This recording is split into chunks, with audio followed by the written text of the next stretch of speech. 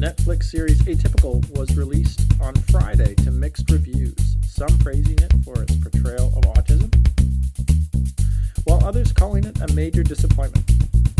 Today we'll talk to 3 ASD adults to get their opinion.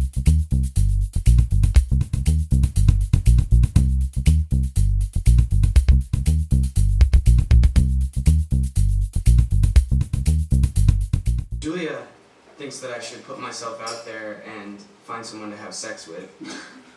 Well, she didn't say the sex part, I added that.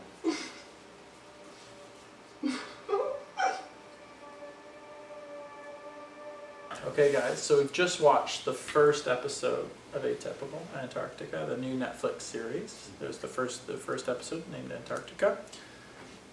Very first impressions of the series. Josh, what did you think? I thought it was amusing if you didn't look at it, if you looked at it from purely entertainment standpoint. I found it not accurate at all. Lucas? Well, I do sort of agree with Josh's sentiments. It can be considered entertainment in its own right, but also do consider the fact that a lot of these producers do take the time and effort into diving in to what autism is all about and the usual things that people on the spectrum are usually like. So I do respect their best efforts on this. First impressions. A waste of time. Okay. It's crude, it's obnoxious, and the depiction of autism looks like they just downloaded a checklist of autistic traits and perfunctorily weaved them into their script. Okay. I don't have any problems with the lead actor's portrayal of his autistic character. Well, that's probably the only good thing I have to say. In your view, what would have made his character maybe more credible? More character. More character. More character. He's quite literally what Oscar said, just a kind of a laundry list of traits, but he doesn't have like his own unique identity as a human being. He seems just like a list of traits compiled into human form. Okay. And that, I feel, is somewhat insulting, but more misinformative. Would it be possible, do you think, to have a character like Sam? Like to have a person that is affected by autism in that way?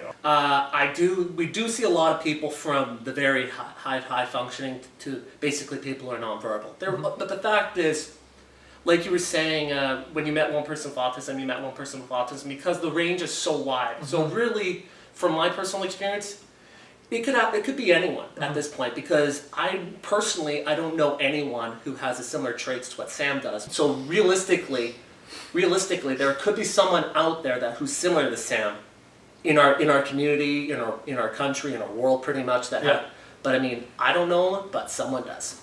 As a person with autism, I watched that and I was like, this is a joke.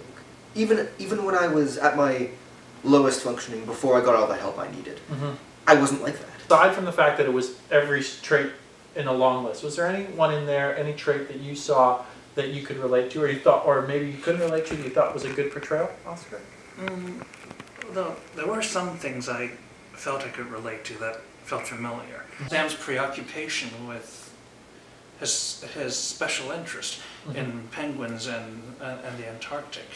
Now, I'm not interested in that myself, but the way he relates to the world, interprets the world through the lens of his interest, that's something I've done myself. That's something I continue to do, using my own interests. It's how I make sense of the world. It sounds strange, but it's all I know.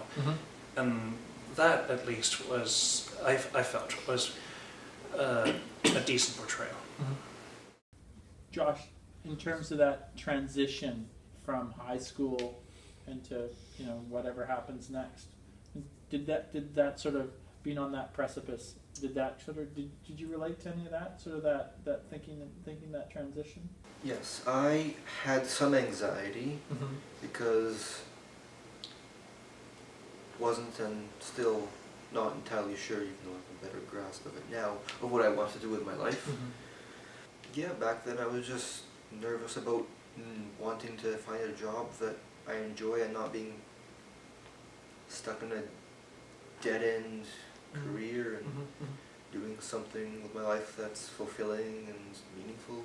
There was a definite uneasiness once, but I knew when I was heading for that grade 12 and sort of heading on my way out. It was definitely a very different time because I knew my parents were a little uneasy about me making the jump from high school to college because I had a TA throughout my high school experience, and they were very nervous of some. I don't know what happened, but they knew that. At the point, I was starting to become a bit more independent. The show didn't focus enough on Sam's school life or transition to adulthood outside finding romance. There wasn't enough focus on that for me to really draw any conclusions. Okay. All I can say is, only thing I can relate to is his failure to find love. Well, I'm not sure whether he wants love or sex, but... Baby, those are some serious bug eyes you got. What? Mamacita, your ass is on the phone? I don't like cats. Would you be willing to get rid of Simba? But that loss of control and then blurting things out you weren't going to say, I've been there many times. Maybe not in the context of a date, but in many other social situations, and it depresses the hell out of me whenever that happens. I actually have gone for a relationship, and I didn't go that way, but I mean, hey, first dates are not necessarily, first relationships are not necessarily the greatest. There's always a rotten bunch, and there's always rotten apples in every bunch before the golden apple shows up. I can maneuver my way through conversations and interactions without, for the most part, doing dumb things. So I was embarrassed for him. Right. We've seen episode 1. Are you going to keep watching? I'm going to give it some time before I make my final judgment. One episode doesn't usually cut it. He doesn't tell me anything about autism. It is inaccurate. It generalizes. There are elements in there that have the potential to make the kind of show I want to watch, but they've thrown in too much in there that I don't want to watch. If they cut out the crudeness, if they focus on the relationship building, the complexities, the beauty and the dangers of that, if they focused on that side of autism, since it's such a significant thing, then maybe I'll watch, but they're not going to do that. It's clear where they're going with this, and I'm not going to follow them.